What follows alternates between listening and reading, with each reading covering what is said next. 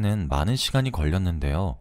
어디에서도 말하지 못한 이야기들을 한번 해보려고 합니다. 다들 저의 이야기를 들으시고 통쾌하시기도 할 거고 충격을 받기도 하실 거예요. 지금은 다 훌훌 털어버렸고 다시 새로운 사람을 만나기 위해서 열심히 살아가고 있어요. 다들 지금 만나는 사람이 운명이라고 믿는다면 저의 글을 읽고 다시 한번 더 생각해 보시는 계기가 되셨으면 합니다. 저는 몇 년 전 7년을 만난 남자친구가 있었어요. 20대 중반의 가장 풋풋한 시기에 만나서 오래 연애를 했습니다. 저희 커플은 제 친구의 소개로 만나게 되었어요. 제 친구가 저한테 관심 있어 하는 오빠가 한 명 있다며 소개받을 건지 물어보길래 처음에는 가볍게 만났습니다. 그런데 기대했던 것보다 저와 너무 잘 맞았고 대화도 잘 통하더라고요. 저와 오빠는 처음 만난 그 식당에서 5시간 동안 쉴 새 없이 대화를 나누었습니다. 가치관과 성격까지 너무 잘 맞았어서 이 남자와는 왠지 운명이란 생각이 들었어요. 그래서 그 뒤로도 자주 만나게 되었고 저희는 자연스럽게 연인이 되었습니다. 오빠와 7년 동안 사귀면서 싸운 적도 드물고 너무 잘 맞았어요. 권태기도 없었고 오빠가 저한테 워낙 잘해줘서 오빠한테 너무 고마웠죠. 그렇게 저희는 30대가 되었고 집안에서도 슬슬 결혼을 준비하라는 말이 나와 이때다 싶어 결혼 준비를 하기 시작했습니다. 이미 집도 합쳐서 신혼집에서 둘이서 사는 중이었어요. 코로나 때문에 결혼식을 계속 미루고 있어서 아직 정확한 날짜는 못 정했습니다. 결혼식을 미룬 대신에 더 퀄리티 높은 결혼식을 준비하고 있었죠. 아직 결혼식을 제대로 올리기 전이지만 남자친구와 둘이서 한 집에서 사는 건 꿈만 같았습니다. 퇴근을 하고 집에 들어오면 저를 기다리는 사람이 있다는 것 하나만으로도 너무 행복하더라고요. 마음 잘 맞는 오빠와 평생을 함께 한다는 생각에 저는 더할 나위 없이 행복했습니다. 그렇게 저희는 거의 신혼부부 같은 알콩달콩한 생활을 하고 있었죠. 그런데 어느 날이었어요. 회사에서 업무를 보고 있었고 아무 생각 없이 메일함을 들어갔는데 익명으로 누군가에게 메일이 왔더라고요. 아무런 내용도 없이 사진 한 장만 떡하니 보냈습니다. 의심 없이 그 사진을 다운받아 열어보았는데 저는 그 사진을 보고 기겁을 했어요. 정말 충격받았습니다. 바로 남자친구가 다른 여자와 고급 레스토랑에서 하하호호 하며 웃는 사진이었거든요. 남자친구는 한 번도 제가 아닌 다른 여자와 레스토랑에 간 적이 없어요. 저한테 말해준 적이 없었거든요. 그런데 사진 하단에 있는 날짜가 더 충격적이었습니다. 왜냐하면 저와 사귄 지 3년쯤 됐을 때 찍힌 사진이었거든요. 연애한 지 7년이나 됐는데 사귄 지 3년부터 다른 여자와 그렇게 지냈다고 생각하니 피가 거꾸로 솟는 기분이었습니다. 저는 그 사진을 복사하고 퇴근하고 집에 들어가자마자 남자친구의 얼굴에 들이밀었어요. 남자친구는 제 사진을 보고 기겁을 하더라고요. 그의 모습을 보니 제가 상상했던 일들이 진짜인 것 같아 화가 더 주체되지 않았습니다. 그때 남자친구는 제 앞에서 무릎을 꿇고 싹싹 빌었어요. 자기야, 오해야 이건. 부모님이 제발 선자리 한 번만 나가달라고 해서 잠깐 나간 거였어. 이때 저 여자 딱 한 번 본 게 다야. 그 뒤로 연락도 안 했어. 나 자기밖에 없는 거 알잖아. 내가 미안해. 딱 한 번만 봐줘. 남자친구네 부모님은 저를 별로 좋아하지 않으십니다. 자기 귀한 아들에 맞지 않은 여자라고 하면서 말이죠. 그래서 다른 집안의 여자와 잘하게 해보려고 선자리를 붙이신 것 같았습니다. 솔직히 화가 났지만 남자친구의 말을 들어보니 이해는 갔어요. 제가 기분이 나쁠 것 같아서 말을 안 했다고 합니다. 거의 울 듯한 표정으로 제 앞에서 싹싹 비는데 쉽게 거절하지 못하겠더라고요. 그래서 딱 한 번만 봐주기로 했습니다. 앞으로 무슨 일이 있어도 다 말하기로 했고 이 일이 있고 나서 저희의 사이는 더 돈독해졌습니다. 오빠는 제가 의심을 하지 않게 전부 다 보여줬고 제가 물어보지 않아도 어디서 뭘 하는지 다 알려줬죠. 오빠의 노력을 보고 이 사람을 용서해 준 게 잘한 일이라고 생각했습니다. 얼마 지나지 않아 저희는 다시 예전처럼 사이가 좋아졌고 결혼이 얼마 남지 않은 예비 부부가 되었죠. 그런데 어떻게 저에게 이런 일이 생길 수 있나요? 저는 원래 오빠의 휴대폰을 제가 먼저 잘 안 보는 성격이에요. 너무 집착하는 것 같고 오빠가 스트레스를 받아야 할 것 같아서 그냥 오빠를 믿는 편입니다. 제가 물어보지 않아도 다 알려줘서 딱히 휴대폰 검사를 하지 않죠. 그런데 왠지 그날따라 오빠의 휴대폰이 보고 싶더라고요. 한 번도 이런 적이 없었는데 왠지 오빠의 휴대폰을 보면 무언가 건질 것 같은 기분이었습니다. 그래서 저는 오빠의 휴대폰을 열어보았어요. 비밀번호도 다 알아서 쉽게 열 수 있었죠. 그런데 거기서 충격적인 것을 보게 되었습니다. 저번에 선자리를 가지고 나서 다시는 그 여자를 만나지 않았다고 말했는데 그건 다 거짓말이었어요. 그 여자와 주기적으로 연락 중이었습니다. 그것도 여자친구라고 칭하면서 말이에요. 저와 그 여자 둘이서 보란 듯이 카톡 대화창에 맨 위에 있었습니다. 이미 둘은 술도 먹고 하룻밤도 보낸 사이였어요. 오빠는 저와 그 여자에게 양다리를 걸치고 있었던 것이죠. 온몸에 소름이 돋고 도저히 진정이 되지 않았어요. 어떻게 해야 할지 머릿속으로 생각하고 있는데 그 순간 오빠가 들어왔습니다. 자신의 휴대폰을 보고 화가 나 있는 저를 보더니 상황 파악을 한 것 같더라고요. 그리고 저에게 다가와 제가 그 여자와 대화를 나눈 걸 읽고 있는 걸 봤습니다.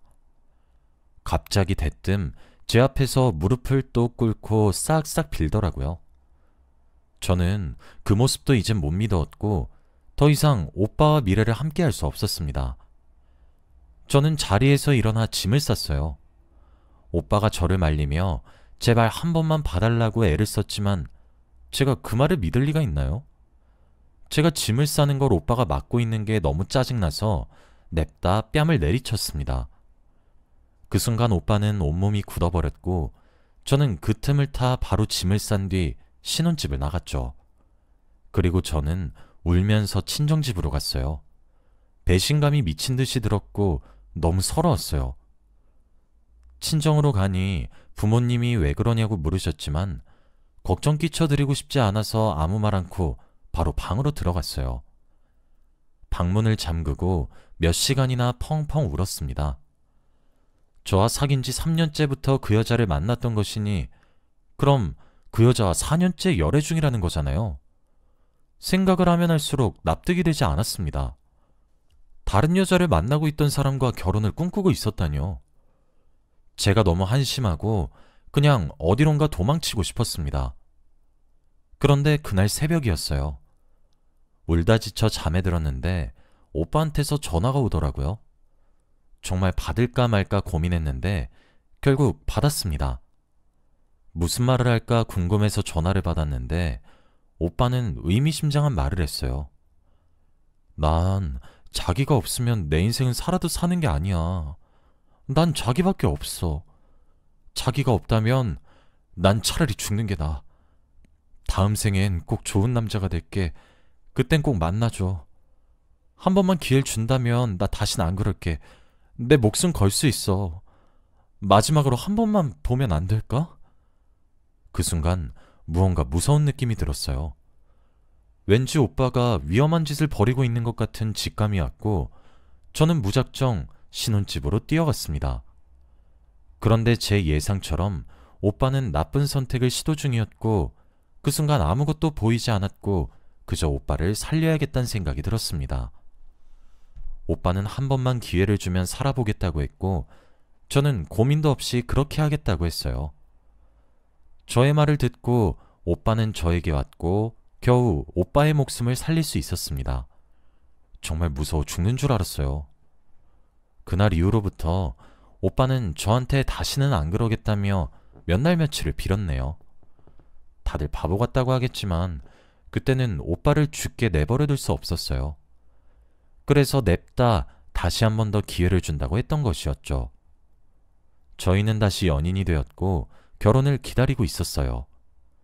솔직히 저는 예전만큼 오빠에 대한 신뢰는 없었어요. 그저 오빠가 안정적일 때 다시 이야기를 해보려고 했습니다. 겉으로는 오빠와 같은 마음인 척 했지만 정작 속으로는 그러지 않았죠. 그렇게 한 달간 살아갔는데 어느 날 다시 메일이 왔어요. 바로 그 익명의 메일 말입니다. 그 사진의 정체는 바로 남자친구가 그 여자와 같이 모텔을 가는 사진이었습니다. 그런데 한 장이 아니었어요. 전부 다 다른 날에 찍은 사진이었죠. 둘은 매일 같은 모텔에 같은 호실로 들어갔고 누군가 그걸 찍어서 저에게 보내준 겁니다. 그런데 더 충격적인 건 따로 있었어요. 저에게 그 여자와의 관계가 들키고 정리하겠다고 했던 그 한 달 동안에도 모텔을 갔더라고요. 아무 일도 없었다는 듯이 말입니다. 그 사진들을 보고 저는 도저히 제정신으로 살 수 없었어요. 그날은 사진뿐만 아니라 그 여자의 인적사항도 메일로 보냈더라고요. 이름과 다니고 있는 직장, 그리고 전화번호까지 말이죠. 남자친구와 같은 회사에 다니는 동료 직원이었습니다. 저는 바로 회사에서 반차를 냈고 그 여자에게 연락을 해서 만나자고 했어요. 당연히 결혼할 여자가 있는 걸 알면서도 들이대는 정신나간 여자인 줄 알았습니다. 그 여자에게 남자친구의 이름을 대고 그 사람에 대해 할 말이 있다고 하니 바로 나와주었고 저희는 한 카페에서 만났죠. 저보다 한참 어린 20대 여자였습니다. 이제 갓 사회생활을 시작한 사회초년생 같았죠. 더 화가 났고 어처구니가 없었습니다. 남자친구가 어린 여자들이랑 놀아났다는 생각에 도저히 화가 진정되지 않았죠. 그 여자는 저를 보고 누구냐는 눈빛을 보냈고 저는 메일로 온 사진들을 전부 다 그 여자한테 보여주었습니다. 사진을 보더니 대체 누가 찍었냐며 놀라더라고요. 그리고 저는 저의 정체를 밝혔습니다. 저는 당신이 만나고 있는 남자와 결혼할 여자예요. 그 남자 결혼할 여자 있는 건 알고 있었죠? 그거 알고 들이댄 거죠? 대체 뭔 생각으로 그런 거예요? 어린 계집애가 애교 좀 떨고 모텔 몇 번 가주면 사달라는 거 해달라는 거 다 해주니까 그래서 제 남자친구한테 꼬리친 거죠? 그게 무슨 말이세요? 결혼할 여자라뇨? 전 처음 듣는 말인데요? 저는 당연히 그 여자가 일부러 저를 골탕 먹이려고 그러는 줄 알았습니다. 그런데 그 여자는 정말로 아무것도 모르는 사람이었어요. 그 여자와 둘이서 정적이 흘렀습니다. 결혼할 여자가 있다고 한 번도 말한 적이 없었다고 해요. 그리고 오히려 자신과 결혼을 준비 중이었다고 합니다. 그 말에 제가 더 놀랐고 말이 나오지 않았죠. 저희는 곧 결혼식을 올린다고도 말했는데 그 여자는 더 충격적인 말을 했습니다. 이미 둘은 거의 반동거래하고 있다고 말이죠. 그 여자의 자취방에서 제 남자친구가 거의 살다시피 하고 있다고 했어요. 저희 둘 다 말문이 턱 막혔고 아무 말도 나오지 않았습니다. 근데 그 순간 갑자기 그 여자가 눈물을 흘리더라고요. 저 어떡해요? 저 정말 바본가 봐요. 아무것도 모르고. 정말 죄송합니다. 이 말을 했고 갑자기 자신의 배를 문질문질 거렸어요. 그러면서 말을 이어나갔습니다. 우리 새싹이는 그럼 어떡하죠? 그 순간 머리가 멈추는 듯한 기분이었어요. 아무 생각이 들지 않았고 머릿속이 새하얘지더라고요. 그 여자는 제 예상처럼 임신을 했습니다. 아이의 아빠가 바로 제 남자친구고요. 말문이 막히고 도저히 대화를 이어나갈 수 없었습니다. 그리고 그 순간 속이 역해져서 화장실로 뛰어갔고 바로 토를 했어요. 정말 더럽고 역겨운 인간이었습니다. 자기와 띠동갑보다 훨씬 더 어린 여자아이를 임신시키다뇨. 정말 무서운 사람이었습니다. 그날 저와 그 여자는 결심했어요. 그런 쓰레기 같은 남자한테 놀아나지 말고 복수를 하기로 말이죠. 저는 정말 도저히 용서할 수 없었습니다. 그 여자도 복수하고 싶다고 했고 저희는 계획을 세웠죠. 그렇게 저와 그 여자는 남자친구 몰래 연락을 주고받았고 본격적으로 계획을 시작했습니다. 저는 남자친구한테 결혼하기 전에 연애 감정을 느껴보자고 꼬셨어요. 그러면서 모텔로 데려갔습니다. 바로 그 여자와 밥 먹듯이 갔던 그 호텔의 그 호실로 말이죠. 제가 카운터에 가서 방 번호를 말하니 남자친구가 화들짝 놀라더라고요. 그러면서 저에게 자기 여기 와본 건 아니지? 아니, 너무 잘 알아서 나 조금 당황스러워 라고 하는데 웃겨 죽는 줄 알았습니다. 그리고 저는 아무 말 없이 그곳으로 들어갔고 남자친구는 처음 온 척 연기를 하더라고요. 그 모습조차 역겨웠습니다. 그리고 저희는 분위기를 탔고 마지막 밤을 보냈죠.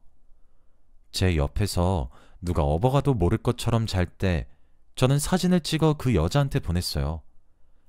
1시간 뒤 그 여자가 저희 방에 들어왔고 자고 있는 남자친구의 얼굴에 냅다 찬물을 끼얹었습니다.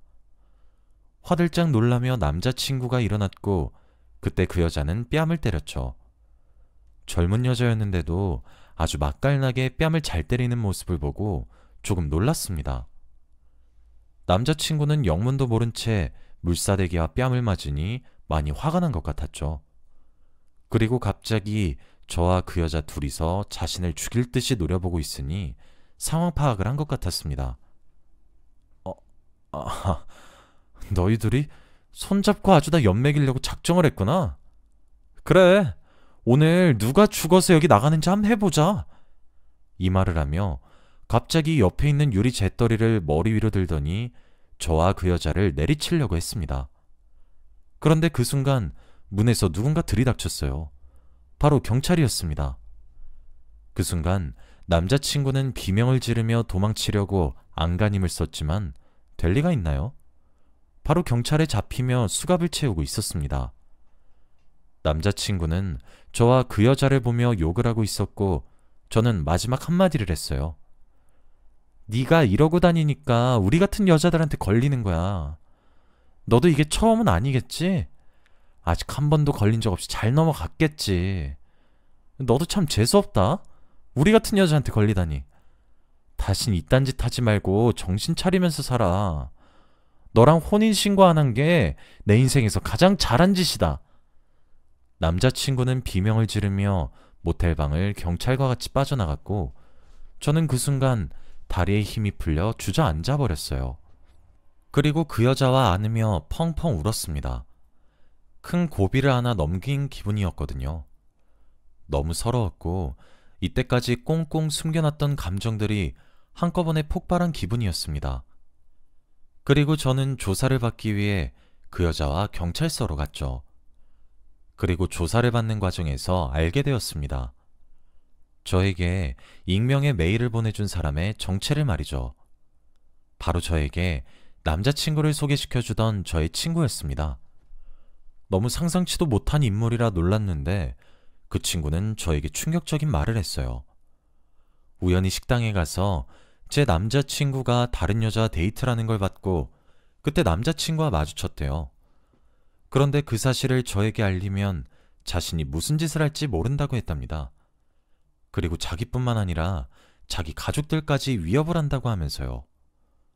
우선 사진은 몰래 찍어두었는데 후폭풍이 두려워 저에게 말도 못하고 꽁꽁 숨기고 있었는데 제 친구한테 그 여자와 데이트하는 걸 자주 들켰대요. 그때마다 입조심하라고 협박을 하니 저에게 마음껏 보낼 수 없었다고 합니다. 그런데 정말 결혼을 할 것 같으니 이건 아닌 것 같아 보냈대요. 사진 때문에 자신을 수십 번이나 찾아왔는데 겨우겨우 도망치면서 살았다고 합니다. 그동안 얼마나 힘들었는지 펑펑 울면서 말하는데 너무 고맙고 미안한 거 있죠?